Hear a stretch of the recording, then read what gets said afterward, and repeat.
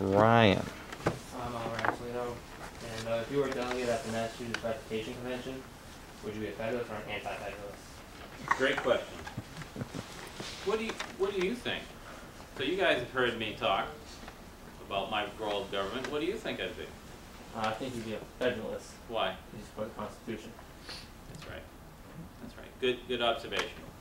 It would have been a tough call back in the day when you were concerned about the growth of a potential federal government.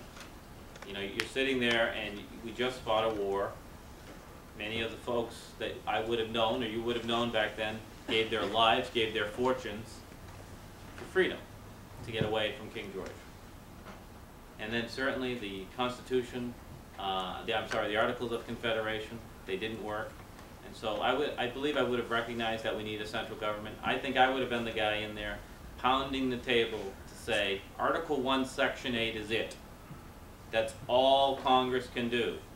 We'll give Congress this power, we'll give the President power under Article 2, we'll give the judiciary, we'll create a federal judiciary in Article 3. We're going to pass a Bill of Rights, certainly to have the 10th Amendment.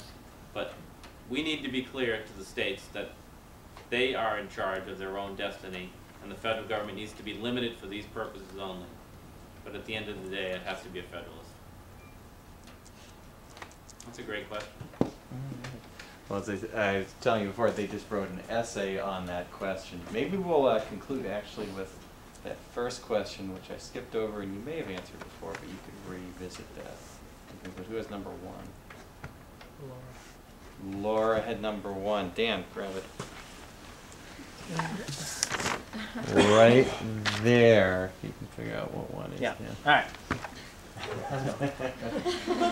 How did you get involved in politics, and why are you running for Congress? Okay. I did not grow up in a house of political folks. No one in my family had ever run for office before. In fact, this is kind of a long answer, but I think it's interesting. No one in my family ever went to college. I was the first. I grew up in a factory city of Attleboro. My mom worked at a factory. My dad was out of the picture. My grandfather was an auto mechanic. No one in my family ever discussed going to college. It seems odd to say that now because I've got my doctorate degree in law, and I've gone to school for a very long time, earning my way and achieving education because I recognize how important it is. But I didn't grow up in a family of privilege. My mom likes me to use the word modest, so I don't say anything bad. And certainly no one in my family had run for office. And it wasn't something I thought about as a young person. As a business person, though, in the late 90s, early 2000s, I started getting upset when I saw how the state and the federal government were not listening. As a voter, I was voting for things on referendum, on ballot questions, like there's 3 ballot questions on this year's ballot. And whatever I was voting for, I was in the majority. I'd vote for whatever it is, A, B, and C, and A, B, and C would win, and I'd say, good, we're taking back our state, we're taking back our country, and the elected officials were ignoring that and overturning that.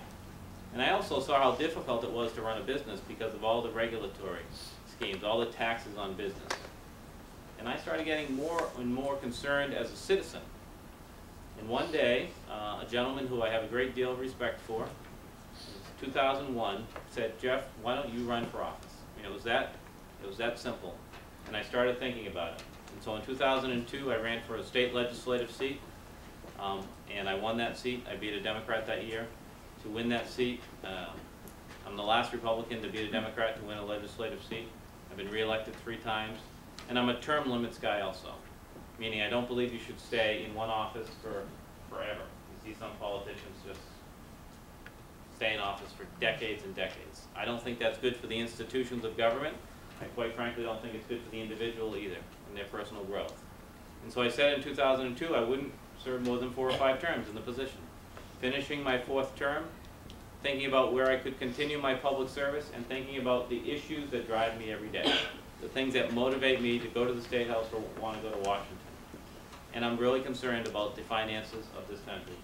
I'm concerned that you as young people, and I have a son who's a little older than you as young people have a $13.5 trillion national debt. I'm concerned about the job opportunities that aren't there. I'm concerned about the taxes that are increasing. I'm concerned about the money that we're spending on things that we shouldn't be spending. I'm concerned that there's really no plan to win in Afghanistan. And so I was thinking about all those issues, in immigration and healthcare and all these issues, and thinking, should I serve one more term in the state legislature or should I seek another office? And it turns out those issues I care most about are in Washington.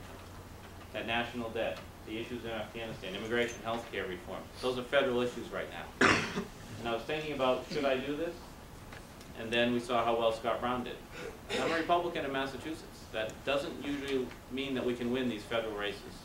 But I saw how well Scott Brown did. I saw people across the Cape and the South Shore were willing to send somebody different down to Washington, to send an independent thinker, which I believe that I am, down to Washington. And so we decided to get in this race and give people a real choice. And since we get into the race, we've been doing really well. We won the primary. I think my time's up. That was the bell. You were just at your conclusion. So please give Representative Terry a round of applause. Thank you very much. That was great. We have to get the books before we get to the bus. But Listen. great. I'll let anyone. You guys welcome to ask questions on your way out? Or no? You can keep those. Those back. I read yours, dude.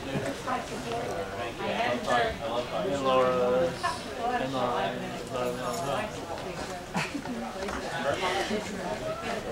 Thanks for asking questions. What's the one that you delivered? Oh, if you want, ask him it right now, Mike. Yeah, that makes sense. Mike? Hi. Hi, how are you? My family is